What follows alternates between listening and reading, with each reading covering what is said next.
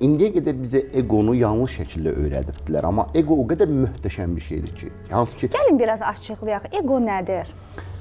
Egonu belə deyək. Çünki egonu təkəbbürlə də səhv salan insanlar var, özünü aşırı sevməklə də müqayisə eləyənlər var. Əslində nədir ego? Çox orta dəyərdən başlasaq, çox həfif anlatsaq, egonun 3 dozası var, belə deyək.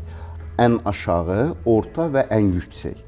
Təsəvvür edin, biz sizinlə danışırıq və eyni zamanda yanımızda bir mahnı, mən mahnıya qulaq asıram. Mahnının səsini çox yüksək versəm, mahnını eşidəcəm və mən danışacağam, amma sizin danışdığınızı eşitməyəcəm. Mahnıya ego deyək. Əgər egom yüksəkdirsə, mən sizi eşitməyəcəm, özüm danışıb özümü eşidəcəm. Və sizin danışdıqlarınız mənim üçün heç bir məna kəsb eləməyəcək. Bu egodur. Bu yüksək egodur. Lap aşağı ego. Mahnının səsi yoxdur, amma mahnı bizə lazımdır və özüm də danışa bilmirəm, öz səsimdən qorxuram. Bu cəsarətsizlik, qorxaqlıqdır. Yəni egonun heç olmaması insanı cəsarətləndirməyə bir materialın olmaması deməkdir. Onda bu ego deyil ümumiyyətlə. Bəli, bu ego deyil. Egodur.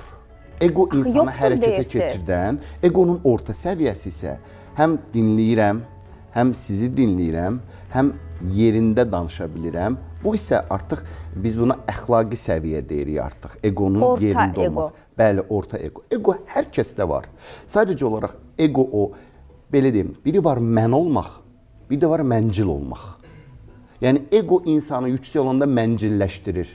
Bir də var mən olmaq. Mən olmaq nədir? Məncil olmaq nədir? Misal üçün, burada nə qədər yemək var, hamısı mənimdir. Bu məncil olmaqdır.